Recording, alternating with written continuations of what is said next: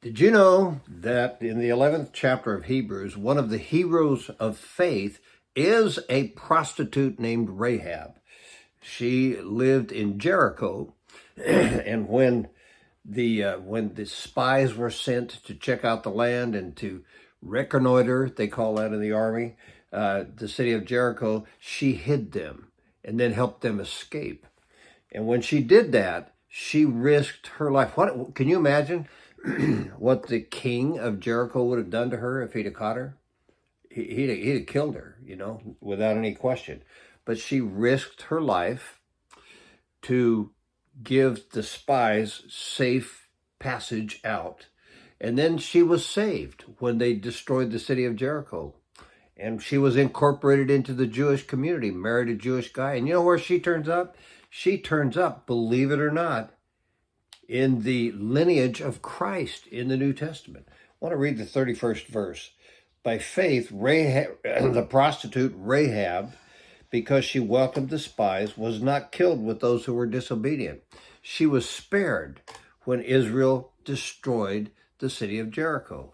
And then incorporated into the Jewish community, married a Jewish guy. She turns up in the lineage of Christ in the New Testament. Rahab, a prostitute.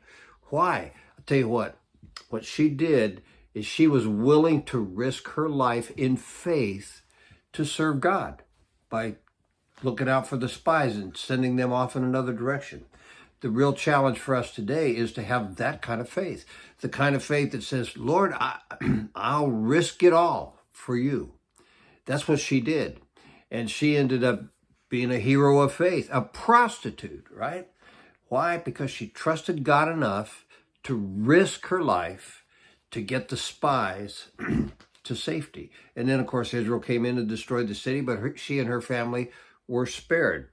Now, there's a lot of ways that we can risk. You know how ultimately, when you say, I trust Jesus, you're saying, I trust Jesus and what he paid for me enough to put my eternal life on the line because I believe that he is going to save me for eternity. And it's worth the risk. And you know what he does? He does save you for eternity. Look what he did for Rahab.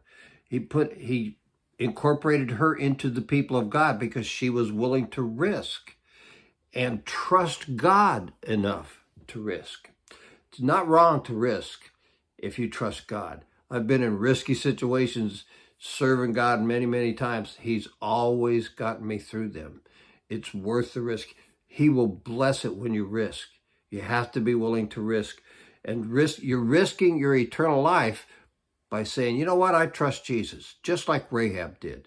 I trust the Lord, and I know he'll get me through. And that, you know what, there's no way that you can do good things and godly things without taking an occasional risk. So be like Rahab and trust God enough to risk. You'll be blessed. Hope you subscribe to my channel, hit the bell and all that stuff.